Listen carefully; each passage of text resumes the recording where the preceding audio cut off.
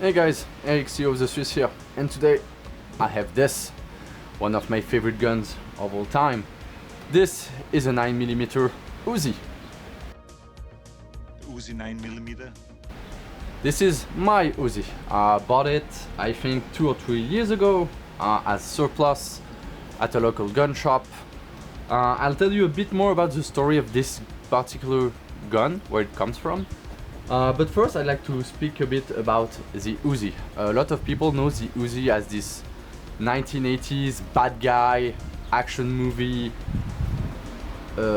like gun, and as well as the gun of the IDF. So this is an Israeli design. It was designed by UZI Gal at the end of the 40s and beginning of the 50s, and it was adapted by the IDF I think in 1952. First with a wood stock, and then it moved to this collapsible stock.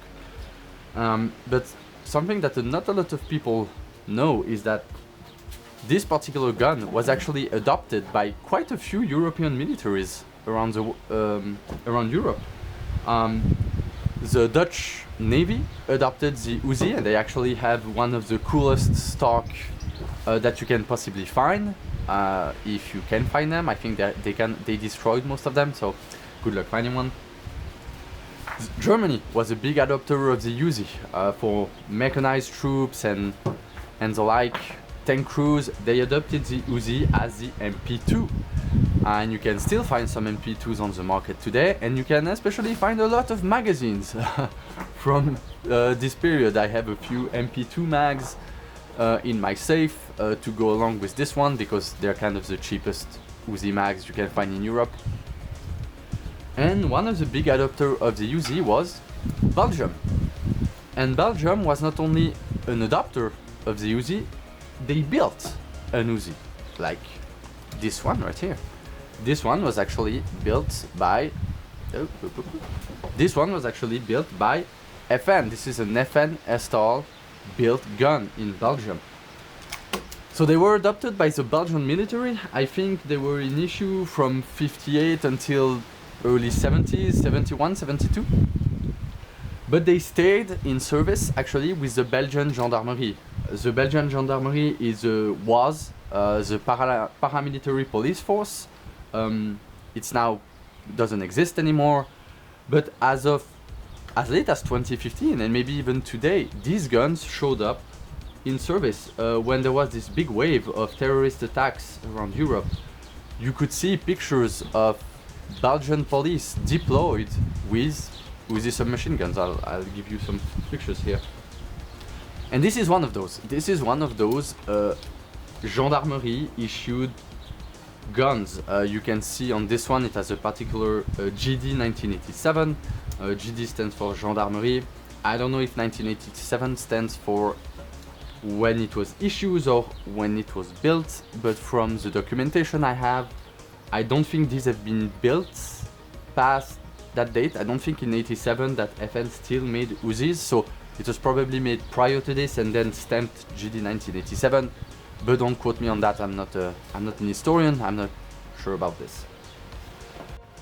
It's a typical UZI military submachine gun, so it doesn't deviate from the look of the Israeli UZI at all. The only difference you'll find is that the FN guns are blued, and a lot of IMI or the German MP2s, they're parkerized, but these are blued. You can actually see in this 25 round mag, this is a blued one. It's not a parkerized magazine, but all in all it's a standard UZI, so it will take every part that any UZI takes. It will take any magazine. So this is a 32 rounder, also from FN, but as I mentioned I have others and they all work just fine. This is a standard pattern of UZI. There's nothing weird. The difference, this one is semi-automatic only. It's still an open bolt gun, so it still shoots from the open bolt, but this one has been neutered if you want to semi-automatic. You can see on the receiver here the letter A, so you have A, R and S. A stands for automatic, R stands for repetition, which is semi-auto, S stands for sécurité, which means safety in French. But this one, my theory is these were actually full auto guns, but at some point during their life, either when they were issued to the gendarmerie or when they were sold as surplus on the civilian market, they went back to FN and they fitted semi-auto only lowers to them and re-stamped the serial number. You can see here, I'll put some zoom onto it, but the 1820 of the serial number here seems to have been re-stamped. It doesn't look like it's the original serial number of this particular lower receiver. So I'm not sure if it matches the gun, and I'm not sure if they did it when it was issued to police or sold to the civilian market. I repeat myself here, but if someone has any information on more information on this, I'd gladly take them. I'm not a historian, just a gun enthusiast.